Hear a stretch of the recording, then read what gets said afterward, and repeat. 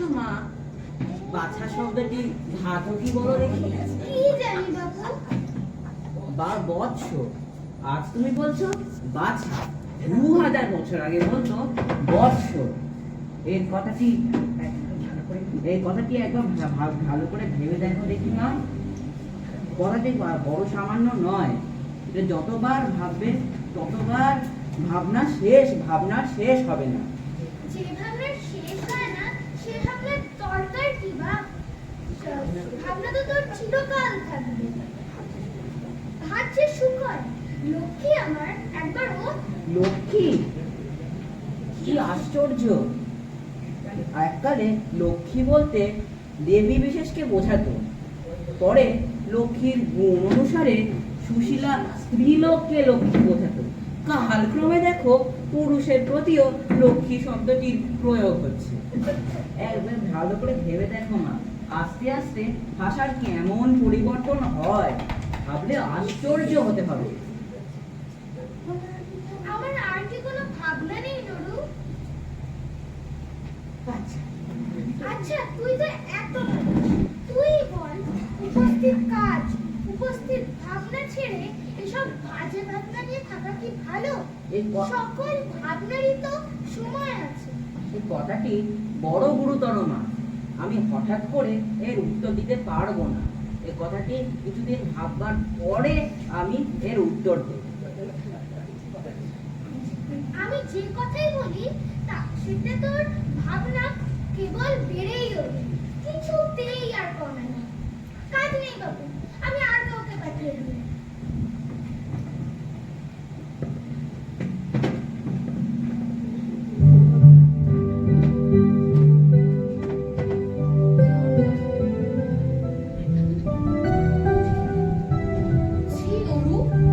তুই কি পাগল হলি? ছেঁড়া জামা, এক মুখ দাড়ি, সমুখে ভাত নিয়ে ভাবনা। সুবলের মা তোকে দেখে হেসে কুরুক্ষেত্র। কুরুক্ষেত্র আমাদের আর্য গৌরবের শ্মশান ক্ষেত্র। মনে পড়লে কি শরীর রোমাঞ্চিত হয়ে ওঠে না, অন্তঃকরণ অধীর হয়ে ওঠে না। আহা, কত কথা মনে পড়ে, কত ভাবনাই জেগে ওঠে। বলো কি মেশো, হেসেই কুরুক্ষেত্র, তার চেয়ে বলো না কেন কেঁদে কুরুক্ষেত্র। ও বাবা, এই যে কাঁদতে বসলো। ও বাবা, এই যে কাঁদতে বসলো। আমাদের কথা শুনলে এর শোক উপস্থিত হয়। কাজ নেই বাপু।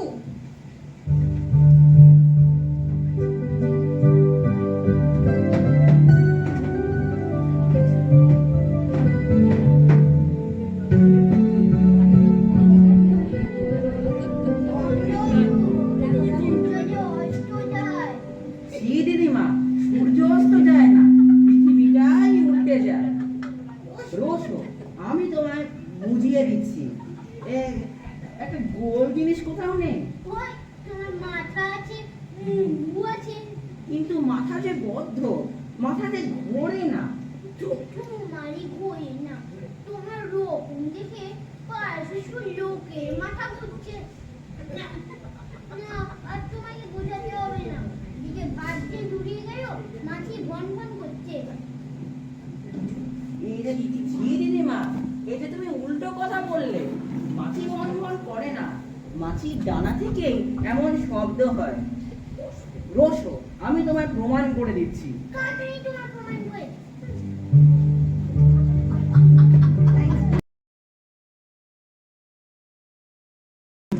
জাদু, তোমার মামাকে দণ্ডবোধ করো। সীমা, ওকে ভুল শিখিও না। তুমি একবার ভেবে দেখলেই বুঝতে পারবে, ব্যাকরণ অনুসারে দণ্ডবোধ করা হতেই পারে না, দণ্ডবোধ হওয়া বলে। কেন বুঝতে পেরেছো না? কেননা দণ্ডবোধ মানে না বাবা, আমাকে পরে বুঝিয়ে দিলেই হবে। এখন তোমার ভাগ্নিটির সাথে ভাগ্নিটিকে আদর করো দেখি। আদর করবো? আচ্ছা, এসো আদর করি।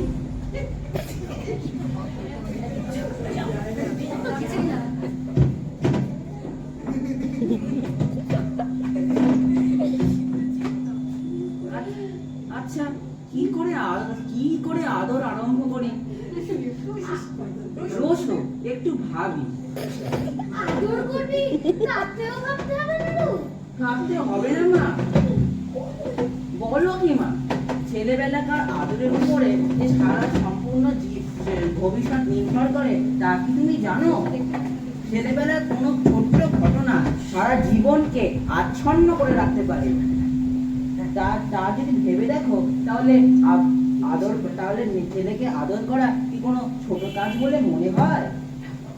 থাক বাবা, সে কথা পরে বুঝিয়ে দিলেই হবে। এখন আমার ভাগ্নিটির সাথে দুটো কথা কও দেখি। ওদের সঙ্গে এমন কথা কওয়া উচিত যাতে ওদের আমোদ এবং শিক্ষা দুই হয়। আচ্ছা হরিদাস, তোমার নামের সমাস কি বলো দেখি?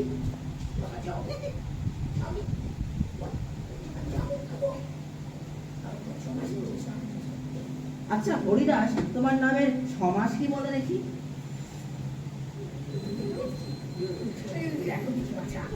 দেখো দেখি বাচ্চা, ওকে এসব জিনিস সব বুঝছে। ও কি জানি?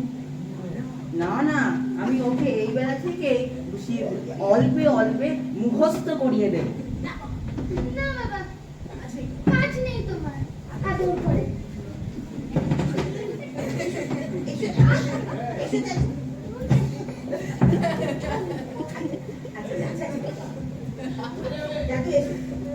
আসো।